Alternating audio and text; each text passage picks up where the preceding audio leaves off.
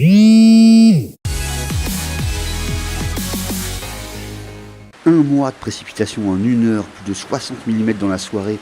Morlaix et ses environs ont été victimes de violentes inondations ce dimanche soir et le niveau d'eau a dépassé 1 mètre dans plusieurs endroits de la ville. Les dégâts sont impressionnants. On notera en particulier ceux causés à la ligne ferroviaire Morlaix-Roscoff à hauteur de Sainte-Sève. La question de sa remise en état va se poser rapidement. Ce lundi, l'heure était au nettoyage et au pompage. D'autres villes de Bretagne ont subi d'importantes précipitations et plus de 9000 impacts d'orage ont été enregistrés dimanche dans la région. Dans les Côtes-d'Armor, les pompiers sont intervenus plus de 150 fois. Dans le Morbihan, les pays de Vannes et Pontivy notamment ont été touchés. Et ce n'est pas fini, des cumuls de pluie jusqu'à 30 à 40 mm étaient encore attendus jusqu'à ce lundi soir. Exercice d'évacuation du téléphérique de Brest ce lundi matin. Un hélicoptère a déposé des secouristes sur les 2 cabines à l'arrêt à mi-parcours.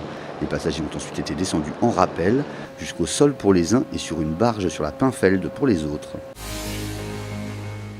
Carton plein des petites folies ce week-end à Lampol-Plouarzel. Avec un vendredi record et un samedi à peine plus calme, le festival dépasse les 10 000 entrées pour la première fois et devrait être largement bénéficiaire. Bref, la 9e édition est sur les rails. Il y avait foule ce dimanche au cours hippique de Saint-Efflamme. Plusieurs milliers de personnes ont assisté aux 6 heures de spectacle avant que l'orage ne mette prématurément un terme aux festivités. Enfin, avis aux amateurs, un peu fortunés quand même, le sémaphore de l'île de Groix est à vendre. Après 11 ans à le remettre en état et à y proposer des chambres d'hôtes, sa propriétaire septuagénaire cherche un nouveau passionné pour en prendre soin, mise à prix 1,9 million d'euros. Et oui, quand même.